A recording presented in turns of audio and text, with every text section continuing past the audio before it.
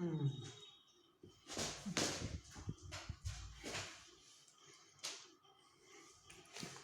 Hello.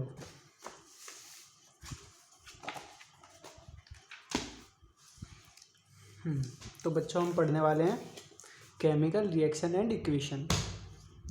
देखो इसके बारे में आपने 9th क्लास में भी पढ़ा होगा, बहुत सारी आपने केमिकल रिएक्शन देखी होंगी और आपने इक्वेशन बनाना भी सीखा होगा। और उसमें हमारे कुछ अल्फ़ाबेटिकल अरेंजमेंट होते हैं या सिंबल होते हैं जिनसे हम एक केमिकल रिएक्शन को रिप्रेजेंट करते हैं। तो इसी तरीके से जो हम ये चैप्टर पढ़ने वाले हैं केमिकल रिएक्शन एंड इक्वेशन, इस चैप्टर के नेम से आप समझ पा रहे होगे कि इसमें हम केमिकल्स के बारे में बात कर रहे हैं और वो रिएक्शन कैसे होती है और उनसे इक्वेशन कैसे बनाई जाती है।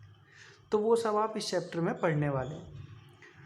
तो मैं आपको बताना चाहूँगा, आपने पहले 9th क्लास में ये चीज़ें पढ़ी होंगी, जैसे कि हमारे कुछ सिंबल्स होते हैं। मैक्सिमम सभी बच्चों को 20 तक तो याद ही होंगे।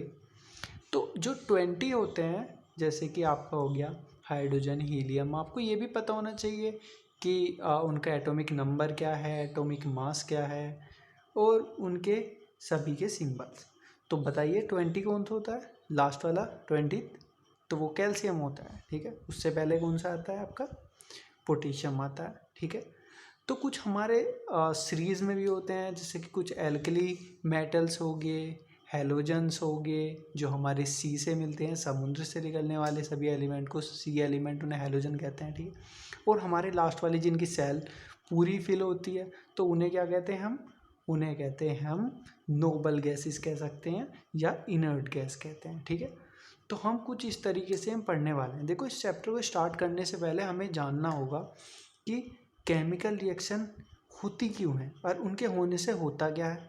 जैसे कि आप डेली लाइफ में भी बहुत सारी चीज़ें देखते हैं, जैसे कि हम पानी पीते हैं, वाटर जो हम करते हैं, पानी पीते हैं। ठीक है, देखो मेरी इंग्लिश थोड़ी अच्छी नहीं है पर मैनेज कर लेना। ठीक है, देखो जैसे वाटर होता है, वाटर आपको सभी को पता है उसका फॉर्मूला क्या होता है? H2O होता है।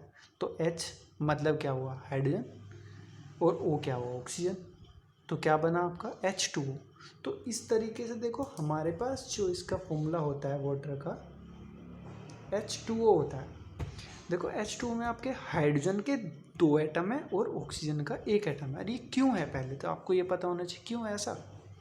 वो इसलिए क्योंकि हर कोई, चाहे ह्यूमन हो, चाहे कोई एनिमल हो, चाहे कोई रिएक्शन करने वाले एटम हो, सबको अपनी स्टेबिलिटी होना अच्छा लगता है, स्टेबल में होना अच्छा लगता है। इसी तरीके से अगर हम बात करें तो इसमें अगर हम बात करें तो हाइड्रोजन लाइट वेट है और आपका ऑक्सीजन का एटॉमिक मास ज़्यादा है।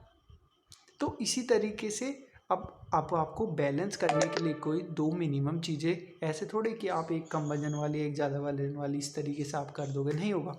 तो और दूसरा स्टेबिलिटी के लिए उसके रिएक्शन मतलब बॉन्ड बनाना भी ज़रूरी होता है। तो आपको पता होना चाहिए सबसे पहले कि ऑक्सीजन का एटॉमिक नंबर क्या होता है। ऑक्सीजन का एटॉमिक नंबर क्या होता है? ऑक्सीजन का एटॉमिक नंबर होता है 8। ठीक है, तो अगर हम बात करें ऑक्सीजन का एटॉमिक नंबर क्या होता है?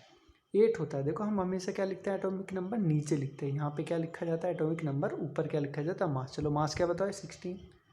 बट हम जो KLM शेल में हम रिप्रेजेंट करते हैं, जिससे आप करते भी आएंगे KLMN, तो इसमें देखो 2 हो जाएगा।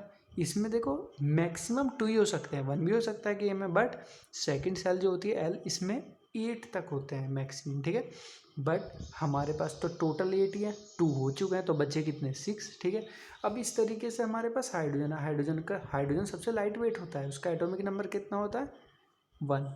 और इसका एटॉमिक मास भी 1 ही होता है, क्योंकि इसमें क्या प्रेजेंट नहीं होता? इसमें न्यूट्रॉन प्रेजेंट नहीं होता है। ठीक है, तो हम क्या लिखेंगे इसमें? इसकी शेल KLMN में क्या लिखेंगे? हम 1 लिखेंगे बस। ठीक है, तो अब ये अगर हम इसका बॉन्ड फॉर्मेशन करते हैं तो बॉन्ड फॉर्मेशन कैसे होगा? देखो ऑक्सीजन है, इसके हम कितने इलेक्ट्रॉन है इसका आउटर मोस्ट में? ऑक्सीजन की बात करें तो ऑक्सीजन के आउटर मोस्ट में कितने इलेक्ट्रॉन है? 6 है। तो हम कैसे लिखेंगे? हम रिप्रेजेंट करते हैं, डॉट से रिप्रेजेंट कर लो चाहे क्रॉस से, आपकी मर्जी है। ठीक है, तो हम क्या करते हैं? डॉट से रिप्रेजेंट करते हैं इसके। ठीक है, तो 1 2 3 4 5 6। हमें आउटर मोस्ट वाले ही करने होते हैं, इनर मोस्ट वाले फुल है फिल है पूरे तो नहीं करेंगे, ठीक है।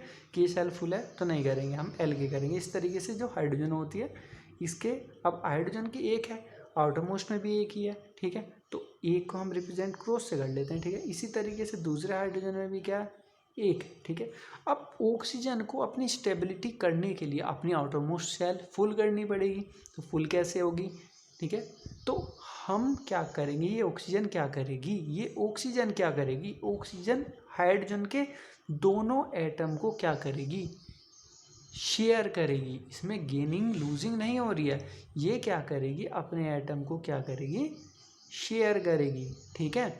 तो इसमें कोवलेंट बॉन्ड फॉर्म हो रहा है, ठीक है। अब इसने हाइड्रोजन का क्या करा, इसने शेयर कर लिया हाइड्रोजन के साथ, तो हाइड्रोजन ने भी इसके साथ एक इलेक्ट्रॉन शेयर किया, क्योंकि इसे भी तो अपनी स्टेबिलिटी चाहिए, ठीक है। तो हाइड्रोजन को 2 चाहिए था आउटर मोस्ट में के सेल फुल करने के लिए, इसी तरीके से इस हाइड्रोजन को भी 2 चाहिए, तो हमारा ये बॉन्ड फॉर्म हो गया। ये हमने शेयरिंग दिखा दी हमें। इस तरीके से रिएक्शन होती है, कंपाउंड फॉर्म होते हैं, ठीक है।